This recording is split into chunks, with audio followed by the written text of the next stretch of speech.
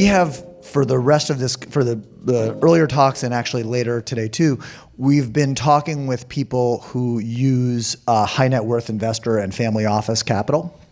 And that's the part of the business that I'm in as well.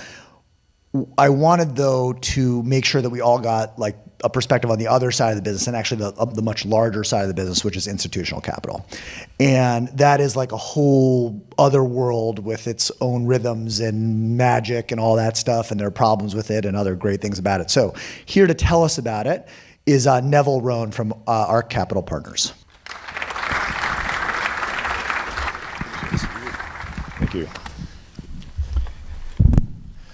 All right, so Neville and I actually looked at pursuing a deal together years and years ago. So that's when we first kind of met each other. But we had a talk this morning, and his business has progressed incredibly since then, and really excited to get into it with you today, Neville.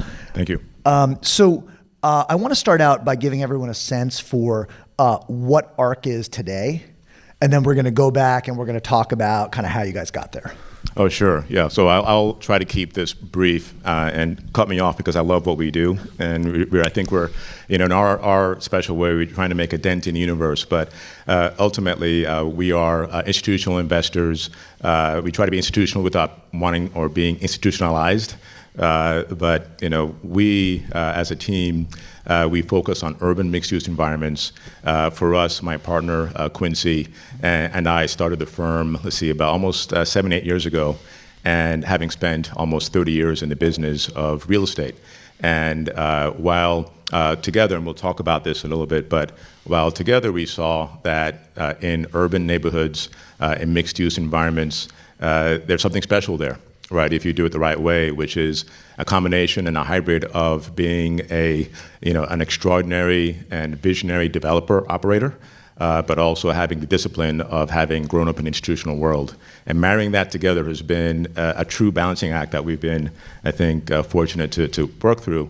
And with where we are today, we've invested in or advised on about $600 million of real estate. We're positioned today to do about $1 billion of investing.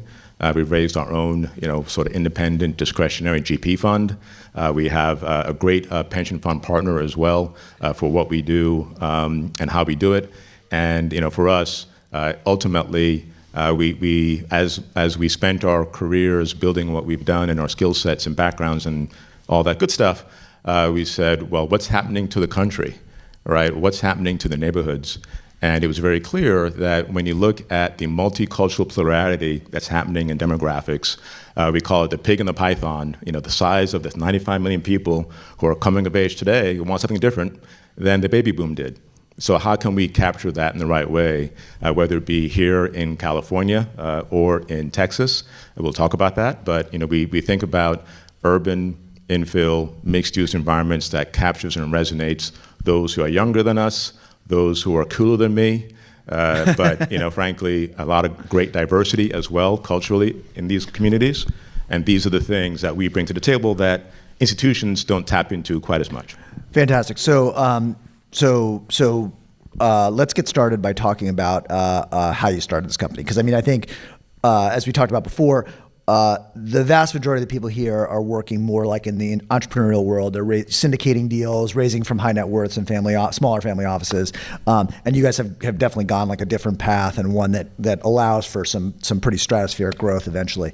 But I want to talk about that moment of starting the firm. Like, that's a scary thing. You and Quincy were at a big real estate private equity shop, and for a long time making good money, families, and then you made this entrepreneurial leap. So tell me first about the process of talking to Quincy about it, getting on board together with the thesis, and then making that leap. Oh, sure, absolutely. Well, so Quincy and I, we had worked together at a shop called Canyon Partners which until maybe 2 months ago was headquartered here in LA. It's now headquartered in Dallas. That's another topic. Quiet, you Texans. Yeah. But $25 billion hedge fund. I'd been on Wall Street. Quincy had been on Wall Street. I'd been a developer. Quincy had been a developer. We were, at this shop for 10 years there as well. We probably invested in about $4 billion of real estate. It was mostly, not all, but mostly urban overall. With that structure, we had both invested in the debt of real estate in transitional stories on balance sheet or with separate accounts, et cetera. And then we also had a series of urban funds in partnership with Irving Magic Johnson. So in any event, we had spent a fair amount of time investing billions of dollars, and we said, well, we were coming out of the recession, and we just wanted to be honest about what worked and didn't work in what we had seen in the 60 different properties we had acquired, invested in, financed or otherwise in our careers. And when we just took a step back and we said, okay, well, let's think about what happened just recently. We probably couldn't do $500 million of real estate movements because they were a little bit too small for much larger funds. Yeah, I want to dig into that for a second. So Canyon, big shop, huge funds. You're getting all kinds of interesting deal flow. Much of it too small for the size checks that Canyon wanted to write. Exactly. So we saw that there was a gap between sort of the size of what the Canyons of the world and bigger shops wanted to be, focused on, but then the investments we were looking at were either too complicated. It was, sort of took some capital structure expertise. There were things that just a little bit tougher to access as a small family office, so to speak, right? So in the smaller space, highly liquid. In the bigger space, really liquid. In that sort of middle market space, not so much. Right, and that's where everything's competitive. I'm not going to kid any of you that the world we know is competitive, but it's just a little less competitive. It's a little more negotiated. It's a little more interesting to be in that gap where the capital is not as focused. So we saw that as a huge opportunity set. You have that on the deal side. Then you have the country is changing. You have the fact that 50% of the country is going to be, younger in a way, right? In terms of this kind of millennial, Gen Z wave, frustrating wave, whatever you want to call the generation, yep. Right? Is changing the country and where we want these blocks are going to work.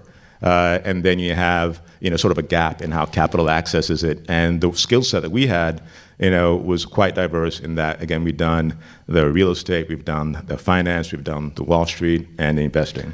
So putting all together was like, okay, well, something's interesting. So either we bet on, somebody else and somebody else's firm, or we bet on ourselves, create something special, and also look different. And so. I want to make sure everyone understands the magnitude of the risk that you were taking here, because you were, again, well compensated, family, and there was this choice, as you put it to me downstairs when we were talking. The fun lives here are like, we're talking 10-year, 15-year type commitment. So you really face this choice of, do we do another one of these at Canyon, or do we bet on ourselves and go off and try to raise this stuff ourselves? How'd you get your wife on board? Well, it was scary AF. Is that a term? That you can right? go for it. Okay. Yeah. All right. But let's see. Well, ultimately, credit to my wife and family, but they saw how my eyes, glistened, but out of joy, not tears. And the hope, right? I mean, I'm the son of Jamaican immigrants. We have always grown up being entrepreneurial. It's just stuck in how we think about the world. We want to make something, right? Not so sure whether or not that's always right for everybody, right? But when you sort of think about the ability to create something pretty special, and while the pie may be smaller, getting a larger slice of that pie for ourselves and our team, that's been important. When you think about the opportunity set and how much of these neighborhoods are changing, being a part of that. And then thinking about, well, what are we working off of, right? Do we have savings? Do we have relationships? Do we have deals? Yep. Do we have experience? Do we have track record? Do we have pedigree, right? I mean, we sort of, it wasn't truly call it 100% speculative. Right. I mean, it was probably 80% speculative, but yeah, let's talk. Well, let's base. talk about that. So you and Quincy had kind of worked through a thesis, okay, and then you go off on your own. And it's someday, I think, whatever it is, September 1st, you're in a subleased office, and you're as all of us have, or many of us have done, you're faced with the chicken and egg problem of you've got some deal flow coming in, so you're seeing deals, but you don't have any capital, and you need to kind of figure out how you get the deals without the capital, or the capital without the deals. Walk me through how you guys solved that problem. Sure. So we were fortunate. So we pretty quickly out of the gates joined forces with a family office that helped us on not only our firm capital for our company, but also co-investment capital in a GP. So you have the firm, the GP, and LP. And I want to dig into this a second because just for people who are not familiar. So this is basically like a seeding relationship, effectively. Correct. Mm-hmm. All right, and so they're investing both in actually buying a stake in the GP itself, and also then providing you capital to use for things like earnest money deposits and GP co-invest. Okay. Right. That can be a contentious negotiation, obviously. And just for people who haven't gone through this before, the issue is you really need the money up front when you're getting started, but then 10, 20 years later, it can feel pretty onerous if someone owns a piece of you. So looking ahead, trying to negotiate that kind of a deal it can be a complicated and difficult and fraught situation. Mm-hmm. So maybe walk us through, I know it's a little bit sensitive, so you don't have to give details, but how did that negotiation go? Well, I mean, I can't say that this is something that is common across the board, but it was actually quite good. And there are a couple of reasons for that. The first is that, this family office, they're out of Seattle. It's called Columbia Pacific Advisors. They're a multifamily office as well, about a couple $1 billion of AUM. And they had gotten to know us and seen us present at Canyon. So they knew who we were. We did not have a relationship with them after the fact. So there was already a base of understanding of how we think about the world. So, and how did they make the money? Well, they made their money in senior living. Talk about another massive demographic shift. Right. So when we talked about the massive demographic shift among millennials, Gen Z, got it, in a nanosecond. And then there was a talk, well, how do we determine the best way to call it price for the startup cost and startup risk versus, pricing when you're more established with institutional capital behind you. And so there is a path from getting from A to Z that we were thoughtful about. And they had also seen it work with other investments they'd made in other investment managers. Got it. So okay. there was a few tentacles of familiarity that helped the conversation go better. But the thing that's great about family offices is that was probably a 90-day process. Okay. Right, which is much faster than the more typical institutional process. Okay, so now you're out on your own, and at least you've got some GP capital so that you can pay rent and maybe some salaries and stuff, and you've got the money for earnest money deposits and co-invest. Did you have deals lined up at that time? We did, and this is coming from our being in the business for a while, but we'd already identified the neighborhoods we liked. We'd already seen a number of investment opportunities that we liked, and so we did tie them up, on our own. And it was a way to sort of create a shape around what we're trying to do. So it wasn't a blank check structure. It was, here's what we do. It's a continuation of what we've done before, and here's how we can get to the next stage. So you're signaling to prospective investors, okay, look, this is the thesis, and yeah, we've got some deals. Mechanical question. We like to get in the weeds here. Proof of funds. We've all dealt with this when we were getting started. You want to go tie up a deal that's large versus your personal balance sheet. Broker wants to make sure that you're not full of shit. Walk us through how you dealt with that particular problem. Sure. Well, it's a fun topic, and it's one of those where, I think we've all been through it. You sort of need to, what was it? What's the act as if, right? Whatever the right term is. But basically, though, we did have our own support. We had the support with the family offices as well. We had relationships that had gone back decades with some of these brokers. So there was already a credibility base we started with, so that it wasn't, again, them taking a flyer on us.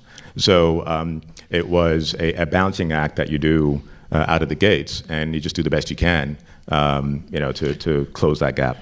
Okay, that makes sense to me. So were you able to close on some of those initial deals with just capital from that initial family office, or did you have to go raise outside capital in addition? Good question. So we, on purpose, we closed with them, 100% in a few deals, but then we also wanted to bring in other investors as well along the way. So we did have a couple institutional partners coming with us on some of the earlier deals, because for us the goal was always to, we're going from a family office world, like a real deep-pocketed family office, to institutional. So for us to say, hey, we can bring in others in the institutional world that was along the way, helps us, to capture that. Now, another allocation. mechanical question for you. So you closed first with equity from this family office, and then you brought in the institutional partners later. Was there a pricing negotiation, or in other words, did they come in at par, or did you mark up the investment? Good question. So we actually had different deals. So, the first deal was all family office. The next deal was family office and, institutional. The next deal was all institutional. So basically, we didn't sell off pieces in an existing deal. We Got just it. did separate. I see. Okay, so new deals. All right. So I want to get into this process of raising institutional capital, because I think, like, for all of us, or for most of us, that's just like this world that we do not have access to. So walk us through what that's like. I mean, obviously you don't just walk up and start knocking on the door. So what are the entry points for those kind of relationships? Well, how much time do you have?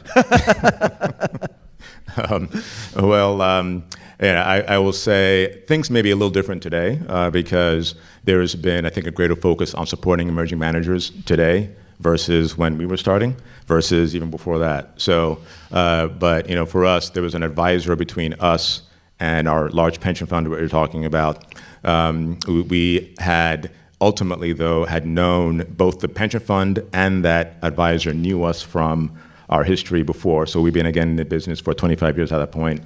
And so at least there was a ramp, right, to at least have those conversations. They know you. You're not just cold calling them. Okay. Right. Was this, because I know that there are obviously, there are RFPs where people are kind of it's like a beauty pageant or whatever. This was more of a relationship type sale. Exactly. Right. So you have those who I call it the gatekeepers for emerging managers have their process, and we happen to be, lined up with one of them.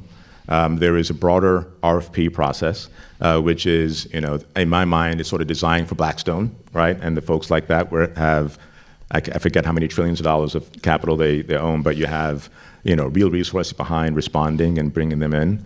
And then you have situations where, through other relationships, you're able to have direct access to some of those larger dollars. So right? let's talk about that.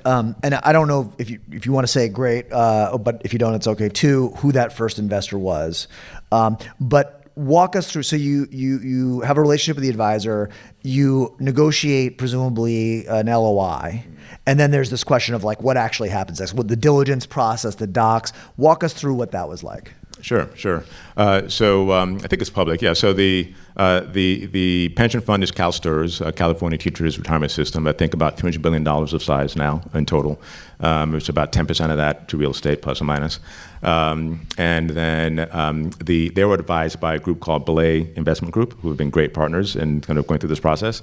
And with respect to the next stages, to get from an LOI and then going through to diligence. Well, diligence is a detailed accounting of every investment you've made.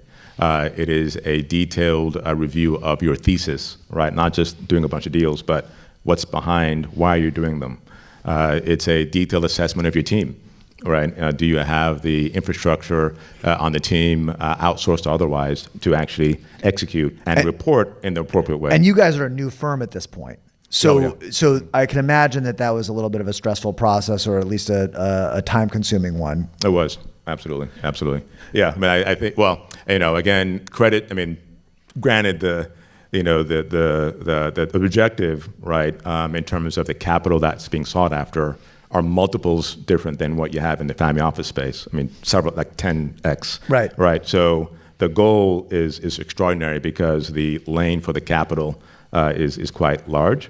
But getting to it takes time.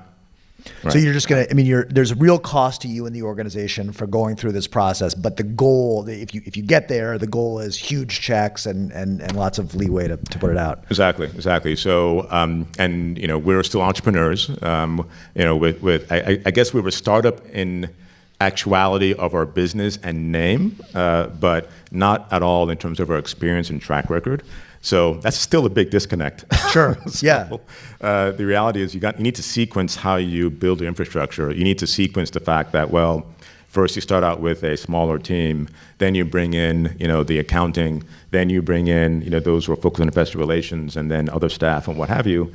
And so there is a very key sequencing we go through the process in order to be ready for the obligations you have when you want to be basically, you're a fiduciary, right, to really important people, who are counting on you and how you report, and otherwise. So just again to break down the mechanics here, you're going to put on a bunch of overhead before you're starting to take in fees, and so that's Correct. that's part of the reason you had to take the seed money in the first place, because you need to be able to fund those losses going That's right. in the beginning, right? Okay, all right. So what's it like to negotiate docs with a big institutional investor? Like, is it extremely painful? Even more than extremely painful? What are we talking about? Yeah, it's a good question. I think we may be lucky, but like I said to you before, there's some great people in our business, and there's some not so great people in our business.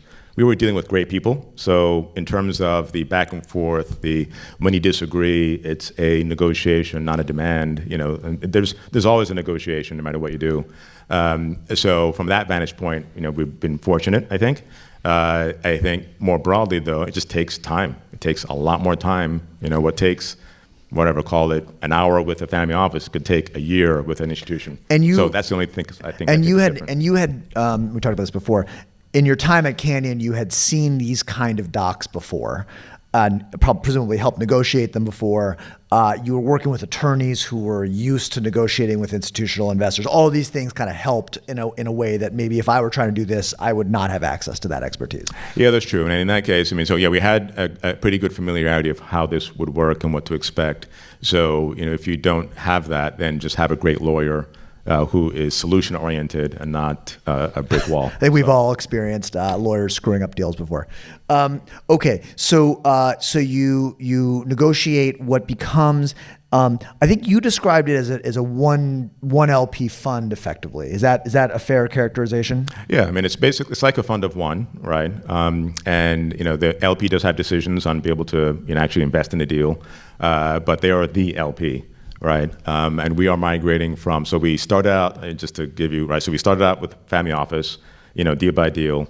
We have a sort of fund of one, right, in terms of how we structured with this large pension fund, and then sort of an offshoot. We did raise our own separate discretionary fund for GP capacity, co-GP. We can partner with GPs as well as do our own deals, and now we're looking at the typical commingle fund is not only that larger pension fund, but other larger, investors into a commingled structure down the road. And that's like a standard real estate private equity fund structure. But let's talk about how you get. Let's talk about, first of all, relative sizes. So that can, and if you can't, don't worry about it. But the size of that initial CalSTRS fund of one, what roughly is it public how large that is, or no? Trying to remember, but I think, so nobody else is watching this, right? It won't go out all over the internet. Okay, all right, so I'm not going to remember. But let's see. I would say that we had two series, right? The first series, we were set up to do about 150 of real estate total, and the next series was set up to do $300 million of real estate, right? And then go from there. So those are the two big chunks. So that I think you can see there why it's worth going through the pain of negotiating with these guys, right? You got it right. So that's a lot of firepower. So it sounds like they have some decision rights around what deals you do, but when you're negotiating one of these things, presumably there's a box that you agree. Like, this is the thesis. Okay. Within that thesis, how much room do you have? Are you constrained to certain geographies, certain product types? Walk us through that. Yeah, that's a good question. Well, it was sort of self-defined. So, we were very focused on just picking the two biggest markets. We said, we want to be in California, Texas, urban, mixed use, sort of middle market, and what have you. What do you mean by middle market? Sorry, just so everyone. Fair enough. For us, anywhere where you can invest on the, let's say on the equity side, just in terms of equity. in, call it, on the very, very low end, around $10 million, right? Sort of in that area, up to $30 to $40 million. Okay. Right? Yep. So in that sweet spot, I'm not to pick on Blackstone, but Blackstone can't do anything for less than investing equity of probably $200 million.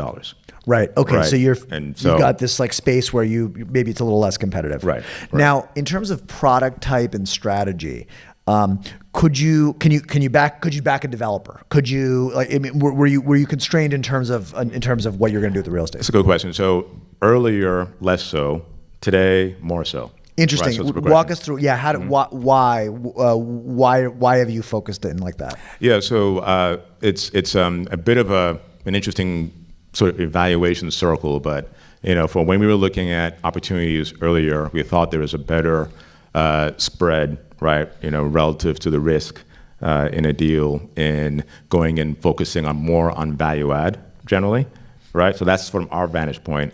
From an investor's vantage point, it looks like less risk, right? So it's sort of mutual in that respect in terms of going after the world. Today, depending on the market you're looking at, depends on the market.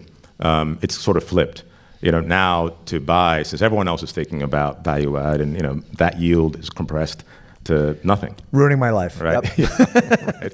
So if I can, I'll pick unspoken, whatever submarket. But if I could buy for a 3 cap, right, and try to grow to a 4.5 return on cost, okay, fine, I'll do that. But why not invest in a development and then feel good about an untrended 5 to 5.5% return on cost, and believing it can grow to maybe a 6. That makes sense to me. That type of thing, and that's the evolution of where we've been looking of late, and so that's part of why we're looking at that a bit more now than we did historically. That makes sense to me. Okay, so let's go back in time to we're talking now. You signed up your first deal with CalSTRS, your first allocation with CalSTRS, and you're still kind of like balancing this chicken and the egg problem of, okay, you had some deals, you got them done with the family office. Now you've got a larger capital commitment from CalSTRS and potentially more on the way. How do you then start to broaden out your deal flow and the ability to execute? Yeah, that's a good question. I think a couple of things. First is that we certainly added to our team through that time, so that was important for us to scale. And as much as I'd love to clone myself over and over again, that's impossible. So I think we go through that as entrepreneurs. Can I ask? I'm sorry to cut you off, but this is so again for a lot of people here are going through this process right now, including me, which is you're growing, you have capital to deploy, you can start to generate deal flow, and you've got to grow your team. And there's this question of, do you try to hire junior people and train them in the way that you want things done? Or is it better to pay up for veterans who are coming in with that expertise? And obviously you've got a long background, so you probably know a lot of people. How did you guys think about that trade-off? That's a very good question. And I think it probably depends on the time that we're talking about. But, in the early days, we had a strong view that we wanted to make sure that we were training our team to do things the way that we like to see things done. Yep. So probably weighted more, junior, right? Today, we did bring on just a superstar, MD, who is on our team now, Chris Cowan, who has deep experience across the board. Who, while we know everything, we know most things, not everything. So, right. Ultimately, so I think there's a migration, right? So as your firm matures, you're able to attract higher end people and pay them. Frankly, I mean, the asset management fees are presumably growing as the firm grows, and you can afford these kind of people. Well, yes, and we would certainly want to continue to grow a lot faster to all of those who are listening here. So yeah, well, I mean, it's a long game. I'm telling you, right? So that's the one thing I do want to also sort of convey is that we have made just an incredible amount of progress on our team in the neighborhoods we've touched and what have you. But we are on a true long game relative to sort of the fast trade situations that we see in other sectors. Yeah, I mean, when I'm interviewing people for Adaptive, I always make this joke, which no one laughs at, which is like I'm gonna die behind this desk or one that looks pretty similar, and everyone looks at me like, "What the fuck is wrong with you?" Yeah, that's but it's like selling point. But I mean, it's like you're building one of these businesses. It's absolutely like a multi-decade journey that you're on, and all that hiring and all that stuff is like got to be done with an eye towards what does this thing look like at the scale that we're trying to get to, and what's the culture we want to build and all that stuff. Exactly. I think maybe we want to talk about this even a little bit more because I think lost sometimes in the conversation about building one of these firms is people focus on the deals. It's like, oh, it's super excited. We're doing a $50 million deal. This is what we're doing, blah, blah. One of the points of this gathering is to talk about the evolution of that firm. And like the GP firm it's basically a small business. I mean, it's literally, if you look at the revenue and you look at literally it's a small business that's swinging around a disproportionately large amount of capital, but fundamentally you're building a small business with all of the issues that entails, which is how do you balance revenue versus cost, and how do you make sure that you're making enough money to live while you're also reinvesting in the business? Mm-hmm. Has that been a challenge for you? How do you and Quincy think about that together? Mm-hmm. Yeah, well, I mean, I think no question is a challenge, right? I mean, we're effectively writing checks every month, right? Every year, and but a couple of things. The first is opportunity set is massive. We believe in it. It's just something bigger than all of us. So that we feel good about. Then our values, right? When we look around the table and for situations where we have other investment managers that are doing what we do, there are very few that have our backgrounds, very few that have look like us. And it's not about looks, but it's not very few that have sort of what we bring to the table. And so for us, there is something bigger than trying to whatever. There's a mission there, is what you're saying. Oh, absolutely. That's interesting, and I imagine that is actually pretty helpful in terms of attracting talent. I mean, I always say when we're hiring people, I'm like, we're not curing cancer, which definitely like limits in certain ways the kind of people who are willing to work for you. What you're saying is because you've got this mission underlying the firm that opens up some other recruitment possibilities. It does. And I think if you think about the impact that we're making. And in communities, right? I mean, we have an awesome, and next time you got to have an event there, but we have an awesome property in Koreatown called Chapman Plaza, which... Oh, I love that place, actually. I absolutely love it. Thank you for your service. And if you know it, it has amazing Korean barbecue. It is, if you look at the attendance there, 100%. Korean or Japanese ownership. It's a fantastic place. I would recommend if you guys want to eat Korean barbecue, there's a spectacular place. I'm blanking on the name now, and I wouldn't be able to pronounce it correctly. Oh, yeah. Thank you. Quarters. Yes. Yes. Fantastic. I've overeaten there multiple times. So think about that, right? So that's a deal, right? But we went in, and that property was not in good shape when we bought it. We're a couple of brothers from Jamaica and Detroit, who own it now, with our partners. It is 100% Korean, Japanese for the most part, in terms of the tenant base. You look at the lines and it's people from all walks of life. It's crazy. It's amazing. Younger, cooler than me again, right? But and again, I'm more vegetarian, pescatarian. I don't eat any of this stuff. Right. But when you look at that and you see that, we've tilted the narrative in this neighborhood. Right, that also is just as satisfying and fulfilling, in addition to great cash flow and all those other things. So you sort of need to have a little more than let me just try to do the next deal. What are we doing to change the narrative in some of these communities where today, because we invested in this one particular property, we made an experience that's better for everyone who comes to it. Yeah. That makes sense to me. Another nuts and bolts question. This is something that has bedeviled us in our development.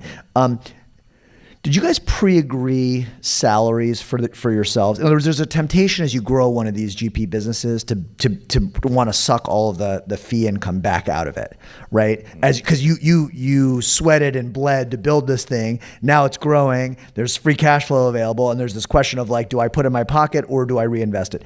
And there can be different desires for money for each of you. Did you pre-agree like, okay, we're going to take salaries of this much and everything above that we're going to plow back into the business? Like, mechanically, how did that work? Well, I mean, we certainly do have, ranges how we think about that, right? I mean, you need to, well, two things. First, a couple of things. First is that there is just there's salary bonus, right? But then there's also equity participation, right? And that's at the deal or at the firm. So we put that all into a soup, and then do it in a way that everyone feels treated properly, ultimately.